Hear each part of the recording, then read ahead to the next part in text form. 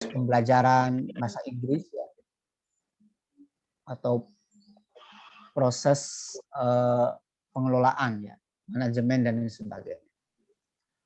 Oleh karena itu sekali lagi kami atas nama fakultas mengucapkan terima kasih yang sebesar-besarnya kepada para narasumber, dan saya mohon nanti kepada para mahasiswa untuk betul-betul mencermati ya, serius ya, mengikuti kegiatan KKL ini, dan tentu nanti ada beberapa informasi data-data penting yang akan disampaikan oleh narasumber dan juga pihak sekolah, yang itu nanti kaitannya dengan kegiatan KKL ya, dan itu nanti akan laporkan di dalam kegiatan atau di akhir kegiatan KKL ini. Nah, yang ketiga ingin saya sampaikan bahwa kegiatan KKL ini merupakan kegiatan akademik rutin yang tadi sampaikan di awal, tetapi saya ingin bahwa kegiatan KKL ini tidak hanya bersifat seremonial, ya, bersifat rutinitas, ya, bersifat normatif ya sifatnya, tetapi saya ingin KKL ini lebih kepada riset ya, atau semacam kegiatan penelitian ya, yang sifatnya itu sederhana lah, tetapi memang menghasilkan sesuatu yang baru ya, baik itu untuk mahasiswa, jurusan maupun untuk fakultas. Nah, seperti kita tahu bahwa dalam kegiatan riset ya, itu nanti banyak istilahnya komponen yang harus diperoleh atau banyak hal yang harus diperoleh ya, terkait dengan data ya, kemudian bagaimana melakukan analisis data, lalu kemudian bagaimana data itu dipublikasikan. Tentu ini membutuhkan keahlian ya bagi para peserta KKL, terutama mahasiswa, sehingga laporan yang nanti akan dibuat oleh mahasiswa itu tidak hanya bersifat deskriptif normatif, tetapi juga substantif analisis. Ada yang bisa dibaca, ada informasi baru yang bisa diketahui oleh semua orang, tidak hanya oleh mahasiswa, tetapi juga publik secara umum. Dan tentu data-data itu harus bisa dipertanggungjawabkan. Seperti halnya karakteristik riset ya, sebagai sebuah laporan karya tulis ilmiah. Nah, kemudian berikutnya bahwa KKL ini juga merupakan kegiatan di mana mahasiswa ingin memahami ya model-model manajemen terkait item manajemen apa saja yang harus diteliti, itu sudah dituangkan di dalam buku panduan. Oleh karena itu mahasiswa ya harus betul-betul memahami buku panduan ya yang sudah dibuat oleh jurusan. Di situ ada manajemen kesiswaan, kemudian ada manajemen sumber daya manusia, human resources management, kemudian ada manajemen keuangan, ada manajemen kurikulum dan lain sebagainya, ada manajemen sarana prasarana, sampai bagaimana sekolah membangun jejaring di dalam komunikasi dengan masyarakat ya. Tentu itu ada manajemennya, ada pengelolaannya. Nah, ini yang perlu diketahui oleh mahasiswa. Kenapa? Karena sekali lagi mahasiswa ini ya tidak hanya nanti ketika selesai kuliah tidak hanya dituntut untuk menguasai atau kompeten di bidang akademik ya, tetapi juga kompeten di bidang manajerial, manajemen ya. Nanti bisa jadi di dalam lembaga di mana teman-teman nanti mahasiswa ini berkiprah ya, tidak hanya mengajar, tetapi juga bagaimana memahami proses administrasi ya, pengelolaan keuangan, kemudian kesiswaan, kurikulum dan sebagainya. Dan saya sih berharap nanti ketika teman-teman keluar lalu kemudian berkiprah di sekolah, teman-teman nanti bisa juga duduk di jajaran struktural ya, seperti para narasumber tadi. Jadi kepala madrasah, kepala sekolah, wakakurikulum dan lain sebagainya. Dan ini tentunya membutuhkan kompetensi manajerial yang baik. Nah, yang terakhir yang ingin saya sampaikan khususnya kepada mahasiswa, KKL ini memang kalau di dalam kurikulum, tapi coba dicek lagi, ini bobotnya itu 0 SKS. Tetapi kalau dikonversikan itu memiliki 4 SKS. Ya. Nah, oleh karena itu nanti tolong ya saya minta kepada mahasiswa jurusan bahasa Inggris untuk betul-betul mencermati ya, betul-betul serius mengikuti kegiatan KKL ini. Nah, terkait dengan bagaimana nanti hal-hal yang perlu dikerjakan atau misalnya ada beberapa problem yang perlu ditanyakan, itu nanti bisa disampaikan kepada DPL ya, karena masing-masing kan sudah dibagi DPL. Nah, sekali lagi tolong DPL ini dimanfaatkan, dosen pembimbing lapangan ini dimanfaatkan. Nggak apa-apa, tanya saja apa saja hal yang belum bisa dipahami, karena sekali lagi KKL online ini tidak sama dengan KKL reguler ya. Kalau KKL online ini betul-betul memang harus ada pengawalan ya, pengawalan betul dari DPL ya. Oleh karena itu DPL betul-betul harus difungsikan, harus dimanfaatkan. Terkadang mahasiswa ini kan sungkan dan sebagainya, mau tanya dan sebagainya. Ya, jadi sekali lagi nanti hal-hal atau problem-problem yang ditemukan di lapangan, misalnya apakah itu nanti terkait dengan lembaga lokasi KKL ataupun terkait dengan pelaporan, bisa dikonfirmasikan dengan DPL. Dan insya Allah mungkin saya yakinlah para narasumber yang juga notabene sekolahnya atau lembaganya ditempati sebagai tempat KKL, insya Allah beliau-beliau bisa membantu lah. Insya Allah kooperatif gitu, bagi mahasiswa kita ya, mahasiswa jurusan bahasa Inggris di FTKIAIN Pekalongan. Saya kira itu yang bisa kami sampaikan. Selamat ber-KKL. Sekali lagi saya mengucapkan terima kasih kepada para narasumber ya, yang dari Kudus, kemudian dari Pemalang, yang telah berkenan ya menyediakan waktu untuk memberikan pencerahan ya, pengalaman ya, pengetahuan terhadap anak-anak kami. Sekali lagi kami mengucapkan terima kasih yang sebesar-besarnya.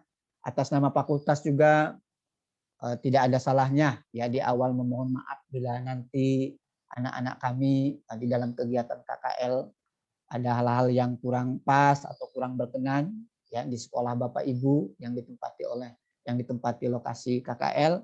Sekali lagi kami atas nama fakultas juga memohon maaf yang sebesar-besar. Dengan mengucapkan Bismillahirrahmanirrahim, mari kita buka kegiatan KKL ini secara resmi. Bismillahirrahmanirrahim. Baik, terima kasih. Mohon maaf bila ada kekurangan. Wallahul muwaffiq ila aqwamit thoriq. Wassalamualaikum warahmatullahi wabarakatuh. Waalaikumsalam warahmatullahi wabarakatuh. Demikian sambutan dari Wakil Dekan 1 Fakultas Tarbiyah dan Ilmu Keguruan IAIN Pekalongan. Kami mengucapkan terima kasih kepada Bapak Muhammad Jaini atas sambutan yang telah diberikan beliau. Selanjutnya, acara ketiga, yakni sambutan dari Ketua Jurusan Tadris Bahasa Inggris FTIK IAIN Pekalongan kepada Bapak Ahmad Burhanuddin MA. Kami persilakan. Monggo Bapak. Assalamualaikum warahmatullahi wabarakatuh. Waalaikumsalam warahmatullahi wabarakatuh. Bismillahirrahmanirrahim. Alhamdulillahirabbil alamin. Wa bihi nasta'in wa ala umuri waddin. La haula wa la quwwata illa billahil aliyyil azim. Rabbi shrah li sadri wa yassir li amri wa hlul 'uqdatam min lisani yafqahu qawli. Yang kami hormati Dekan Fakultas Tarbiyah dan Keguruan Bapak Dr. Haji Muhammad Sugeng Solahuddin MAG, yang kami hormati Wakil Dekan 1 Fakultas Tarbiyah dan Keguruan Bapak Dr. Muhammad Jaini MAG, MPD, yang kami hormati Ibu Lilik Muflihah SPD, Kaprodi Tata Busana SMK Banat Kudus, Yang kami hormati Ibu Kasiati SPD, Kepala SMK Banat Kudus. Yang kami hormati Bapak Galih Surfatihin SH, Kepala SMK Islam Nusantara Somal. Yang kami hormati Bapak Fuad Novel SPD NTT, Waka Kurikulum SMK Islam Internasional, yang insya Allah nanti kami narasumber pada acara hari ini.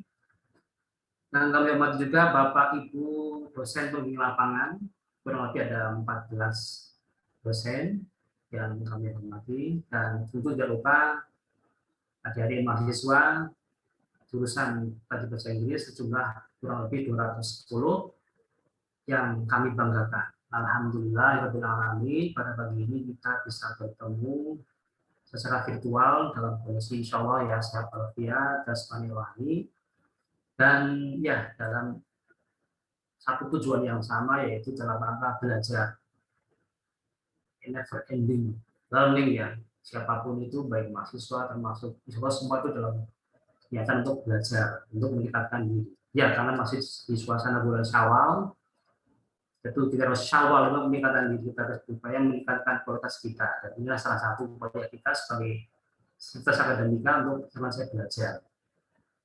Dan masih dalam suasana Idul Fitri, kami khususnya dari pihak jurusan bahasa Inggris kepada seluruh Bapak Ibu peserta di sini mengucapkan taqabbalallahu minkum wa karim, dan izin mohon maaf lahir batin, semoga kita semua masuk tergolong orang-orang yang fitri ya, yang bersih setelah beribadah di bulan Ramadan, sehingga kita siap membuat halaman baru, dan mungkin ini ya salah satu lembaran baru yang kita tulis sebagai bentuk ibadah. Amin Allahumma amin.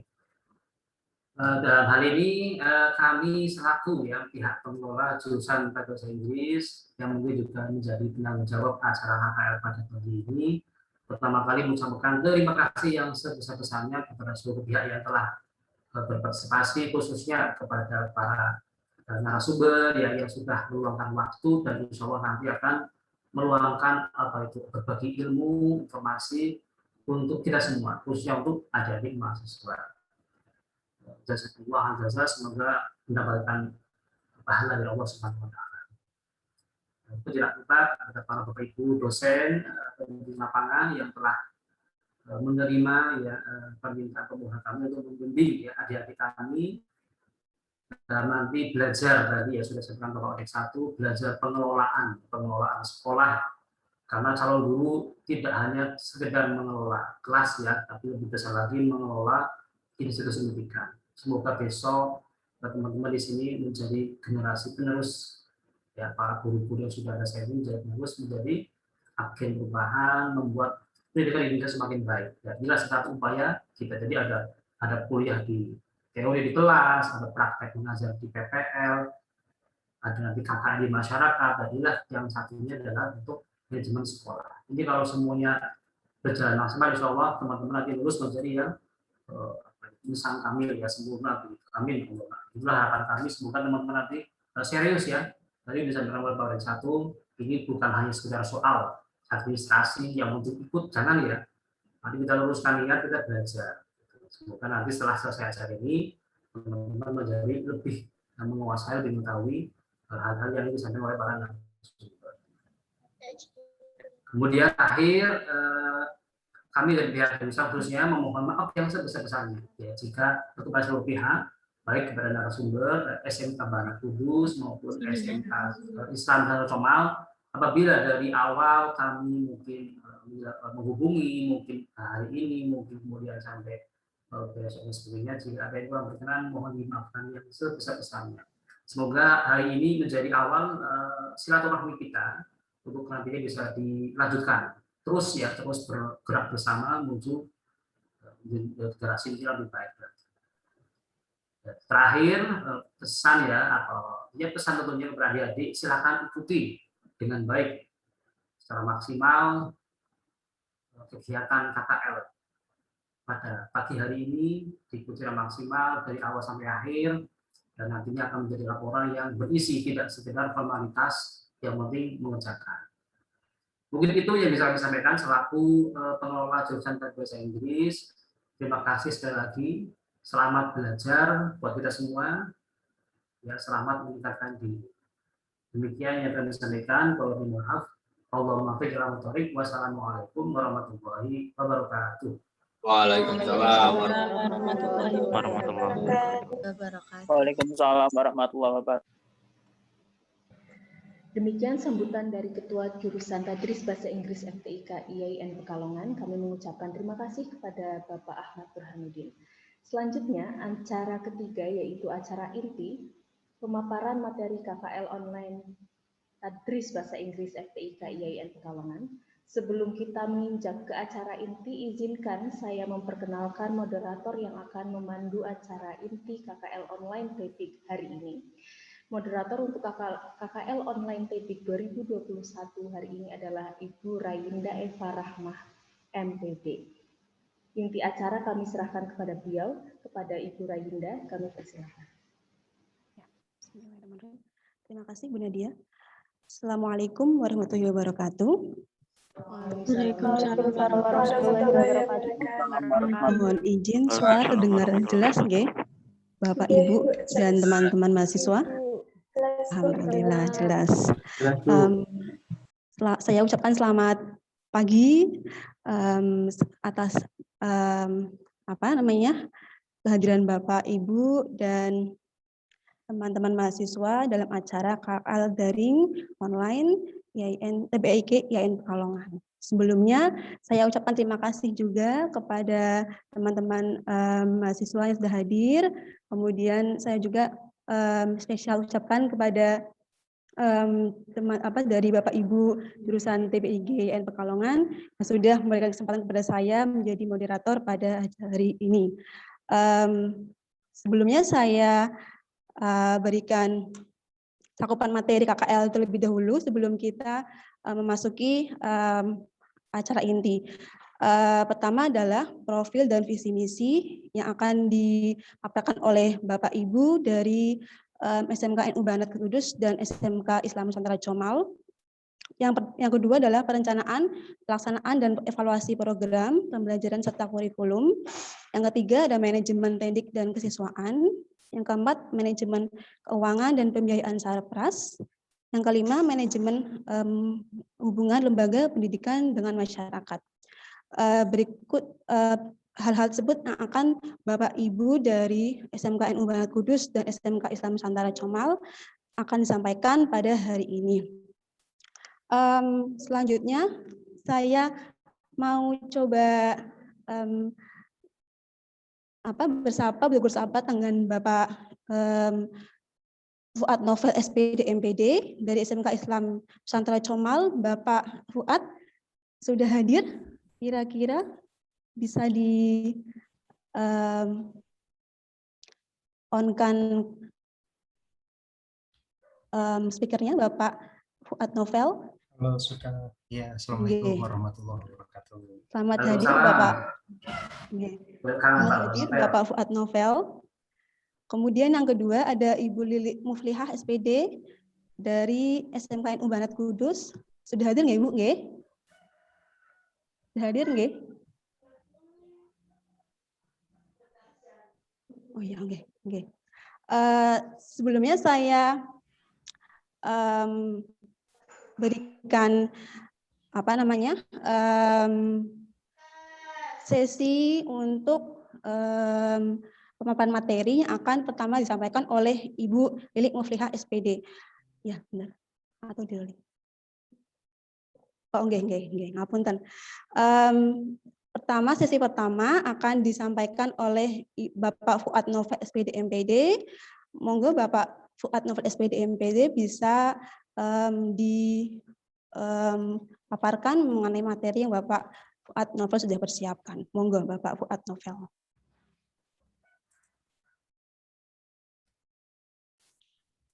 Halo, cek.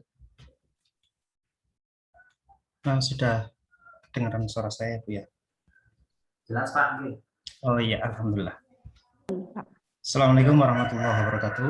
Waalaikumsalam. Waalaikumsalam warahmatullahi wabarakatuh. Alhamdulillah, la haula wala quwata illa billah. Kepada yang kami hormati Bapak Dekan dan Wakil Dekan dari IAIN Pekalongan. Kemudian yang kami hormati Bapak Ketua Jurusan Tadris Bahasa Inggris, Pak Burhan ya, saya kenalnya ya. Iya, terus Pak. Kemudian yang kami hormati juga Ibu Moderator serta rekan-rekan mahasiswa dari Jurusan Tadris Bahasa Inggris IAIN Pekalongan. Pertama, tidak lupa selalu kita panjatkan puji syukur kehadirat Allah Subhanahu wa taala. Bikaulina alhamdulillah wa syukurillah.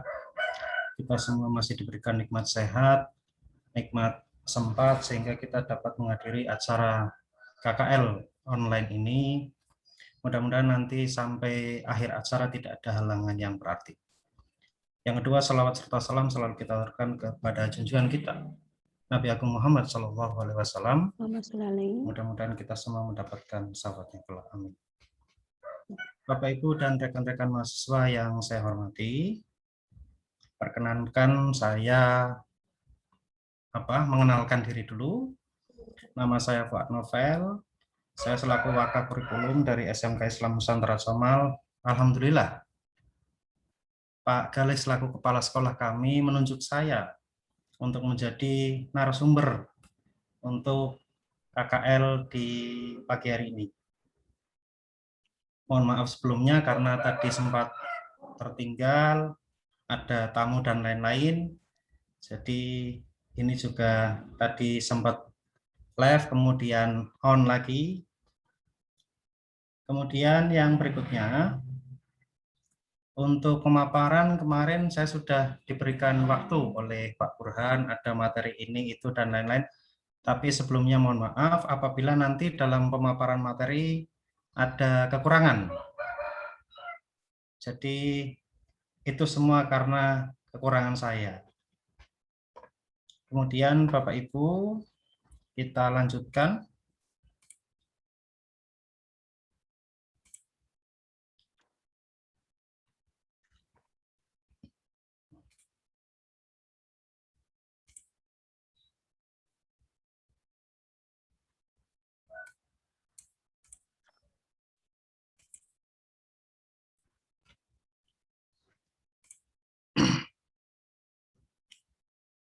Kita langsung saja masuk ke materi.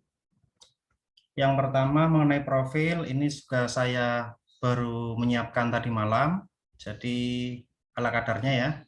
Kami SMK Islam Nusantara Somal, sekolah yang paling depan, paling mepet dengan jalan, letaknya di katanya siswa itu UGM, Gili Miring. Iya, jadi sebelah timur Blandong itu ada tikungan, yaitu Gili Miring. Kenapa paling depan? Karena mepet sekali dengan jalan, jadi hampir tidak ada halamannya. Kemudian statusnya swasta, NPSN iya, kemudian nama Bapak Kepala Sekolah Galis Surfatihin, alamatnya Jalan Raya Sidoarjo, nomor teleponnya itu, kemudian alamat web. Ini nanti untuk rekan-rekan mahasiswa, barangkali infonya ada yang lupa, tidak dicatat dan lain-lain, nanti bisa langsung mengunjungi situs website kami di www.smksnusomal.sch.id. Kemudian kami berdiri mulai 94 dengan SK izin operasional itu dan di bawah naungan YKPI, Yayasan Kesejahteraan dan Pendidikan Islam Al-Ikhlas Somal, terkenalnya YKPI kalau di Kabupaten Pemalang. Dengan nama Ketua Yayasan Bapak Haji Burhanuddin SH. Alhamdulillah sejak 2016 kami akreditasinya A. Tapi nanti selesai kurang lebih Januari 2022. Jadi tahun ini walaupun masih COVID, kami sedang persiapan untuk akreditasi tahun depan. Kemudian lanjut. Untuk tahun ini jumlah rombelnya 32 Bapak Ibu, dengan kelas 12-nya 11 kelas. Kelas 12-nya 11 ya, kelas 11-nya ada 12 rombel. Kemudian tahun ini tahun COVID turun, kelas 10-nya ada 9 rombel. Kemudian kurikulum yang dipakai kurikulum 13, jumlah siswanya 1068, kemudian menggunakan 2 koneksi internet, dengan jumlah guru 49 dan tenaga pendidikan 12. Kemudian karena dengan adanya dampak tahun kemarin kelas 10-nya itu turun, akhirnya kami melakukan inovasi, terobosan, untuk membuka program kalian dan jurusan baru, yaitu untuk kompetensi kalian TKRO dan TPSM di tahun ini. Jadi masih baru. Kemarin saya cek daftarnya masih 17 dan 13. Alhamdulillah belum dapat 1 kelas. Jadi ini sekalian iklan, ngapunten.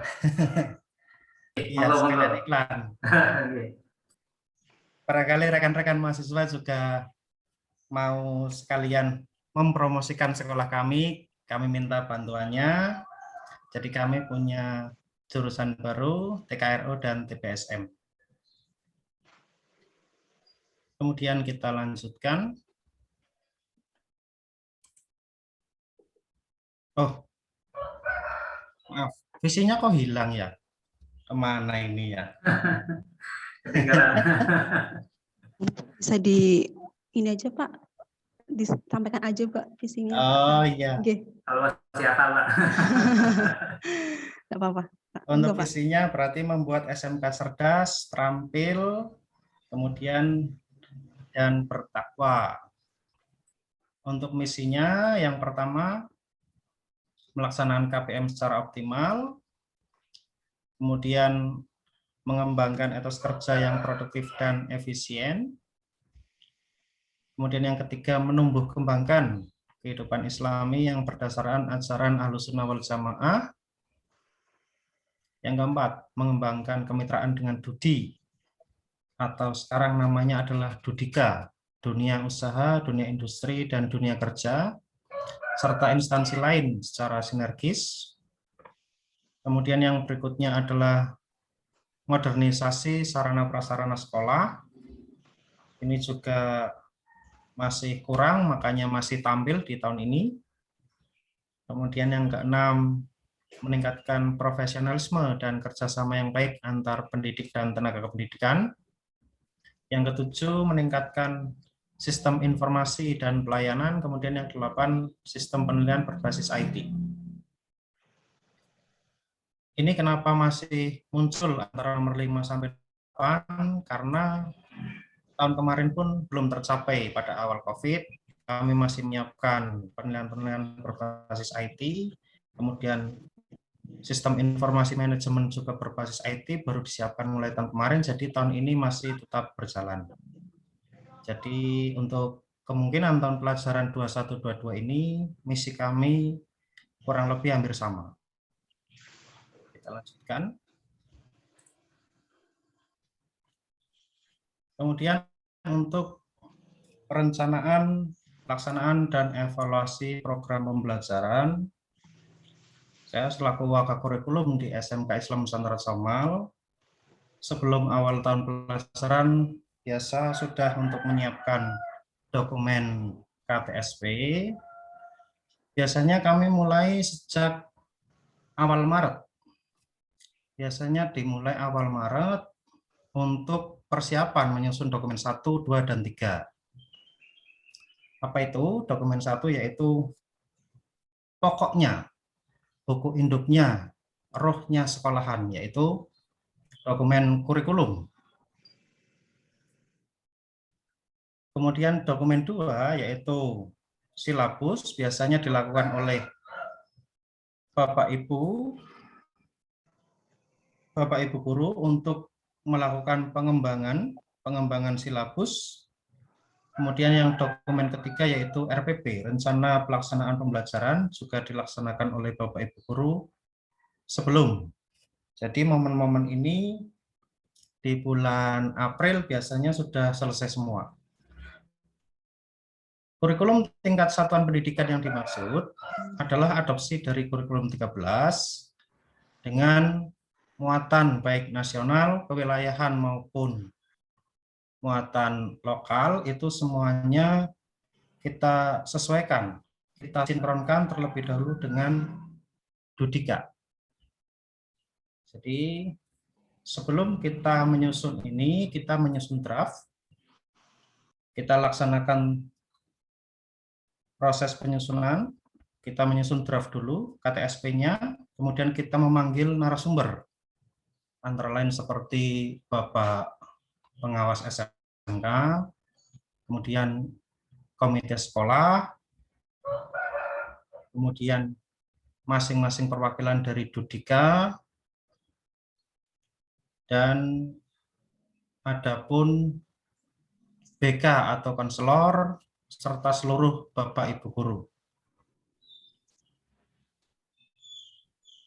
Untuk dokumen KTSP ini berlaku hanya 1 tahun pelajaran. Jadi kami setiap di bulan Maret pasti mulai untuk proses penyusunan. Dan nanti harapannya sebelum tahun ajaran baru di bulan Juni nanti sudah selesai semua. Untuk proses e-KTSP-nya kita sudah upload semua di website. Karena sekarang semenjak kemarin awal COVID, untuk proses KTSP semuanya berjalan online. Termasuk proses pengurusan dokumen-dokumen lain juga tidak boleh datang ke lokasi dinas. Jadi sekarang namanya e-KTSP. Kemudian setelah proses ini selesai, kami melaksanakan proses yang kedua, yakni pembagian tugas. Pembagian tugas untuk pendidik dan tenaga kependidikan. Setelah proses PPDB selesai, kita laksanakan proses pembagian tugas dan untuk tenaga pendidik dan tenaga pendidikan. Kemudian dilanjutkan dengan setelah pembagian tugas selesai, di dalam minggu itu juga ada penyusunan perangkat pembelajaran, mulai dari jadwal pelajaran, kemudian program tahunan atau prota, kemudian program semester atau promes, termasuk buku agenda mengajar guru, daftar hadir, dan lain-lain kita siapkan di awal tahun pelajaran.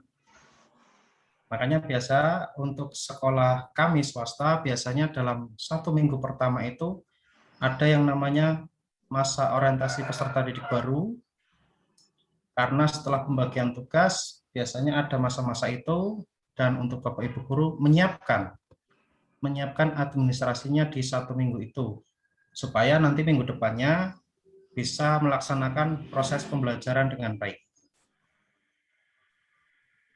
Kurang lebih itu untuk perencanaan. Kemudian yang kedua, untuk pelaksanaan proses pembelajaran, ada beberapa hal, yaitu seperti pembelajaran di kelas, pembelajaran praktik di lab, kemudian nanti apabila TKR dan TSM sudah dapat peserta didik, berarti akan ada pembelajaran di bengkel, kemudian ada PKL atau praktik kerja lapangan, kemudian ada pembelajaran sistem blok. Jadi kami SMK karena waktunya juga terbatas, maka untuk proses pembelajaran terutama untuk mapel produktif itu biasanya dibagi antara 5-7 jam per harinya. Jadi harus diblok di 1 lab untuk tiap kelasnya. Alhamdulillah untuk fasilitas lab terpenuhi untuk sekolah kami, cuma harapannya ada penambahan lagi. Apa itu pembelajaran di kelas? Berarti memaksimalkan Bapak Ibu guru dan peserta didik melaksanakan pembelajaran di kelas dengan mengikuti jadwal pelajaran. Untuk jadwal pelajaran, maaf saya juga lupa tidak screenshot kemudian tak taruh di PowerPoint ini karena keterbatasan waktu kemarin. Harusnya saya juga menampilkan gambar-gambarnya, jadi biar tidak hanya tulisan ya. Tapi mohon maaf, karena ya manusia tempatnya hilaf nggih. Hapunten. Kemudian selain pembelajaran di kelas juga ada pembelajaran praktik. Jadi kadang anak-anak dan peserta didik itu sering full di lab masing-masing, seperti DKC ada di lab multimedia, ada di lab WAN, LAN, dan lain-lain. Kemudian untuk akuntansi juga kadang ada di lab Mayop. Untuk perbankan juga ada di Bank Mini. Dan untuk farmasinya ada di lab farmasi. Biasanya bermain obat ya. Biasanya ada itu seperti ulek-ulek itu, kemudian nyambelan, kemudian keracik obat. Jadi kalau pusing sendiri bisa langsung buat obat sendiri seperti itu. Cuma tetap didampingi oleh apoteker atau guru pembimbing kamu. Kalau tidak bahaya, nanti obatnya bisa jadi racun. Baik, kita lanjutkan. Kemudian untuk adanya proses pengawasan pembelajaran, berarti seperti pemantauan, supervisi, serta pelaporan dari kami, biasanya tim kurikulum kepada Bapak Kepala Sekolah secara berkelanjutan. Kemudian bagian yang ketiga ada penilaian. Untuk evaluasi penilaian biasanya dibagi dua. Ada penilaian individu dan penilaian sekolah. Penilaian individu biasanya dilakukan oleh Bapak Ibu Guru. Seperti proses penugasan, setelah KD selesai itu biasanya dilakukan proses penilaian. Baik penugasan, portofolio, ataupun ulangan harian, itu biasanya dilaksanakan oleh Bapak Ibu Guru sendiri. Kemudian ada yang namanya penilaian dari sekolah. Ini biasanya dilakukan secara kebersamaan seperti saat ujian tengah semester, ujian akhir semester, kemudian ujian satuan pendidikan atau ujian sekolah, dan lain-lain.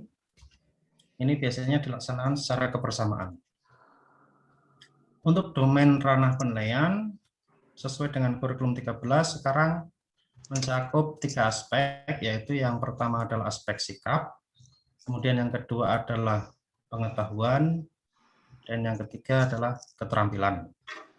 Untuk peserta didik SMK, itu biasanya juga ada yang namanya penilaian diri sendiri dan ada penilaian antar teman dengan format-format yang sudah kami siapkan.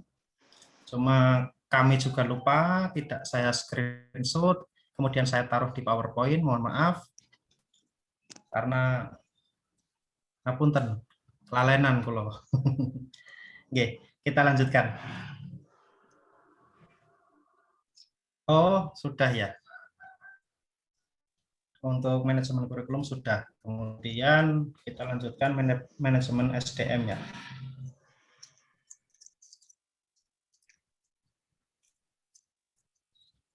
Untuk SDM, berarti tadi sudah kami paparkan di depan. Untuk jumlah guru 49 dengan jumlah tenaga pendidikan kurang lebih 12.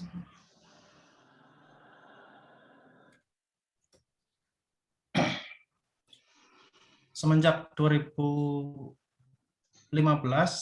kami mengikuti program ISO Awareness, tapi setelah 2016 ke sini programnya hilang, karena waktu itu harapannya kalau kita sekolah ber-ISO otomatis akan enak, gampang, lancar untuk proses manajemen di sekolah.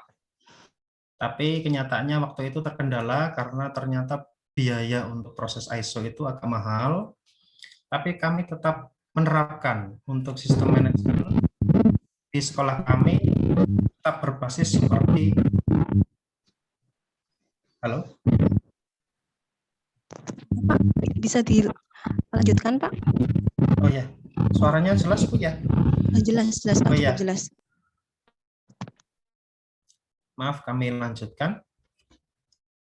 Jadi untuk manajemen SDM antara lain rincian prosedurnya antara lain yang pertama adalah membuat perencanaan atau rencana kerja.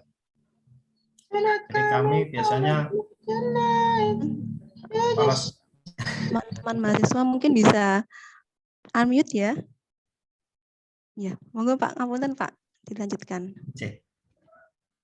Kami biasanya dengan Bapak Kepala Sekolah, kemudian Bapak Kepala TU, bendahara, kemudian peserta prawaka dan staf untuk menyusun perencanaan dan rencana kerja biasanya untuk 1 tahun. Kemudian di breakdown kepada kepala tata usaha dan kawan-kawannya untuk menganalisis jabatan, kemudian seperti penyusunan buku induk, kemudian untuk registrasi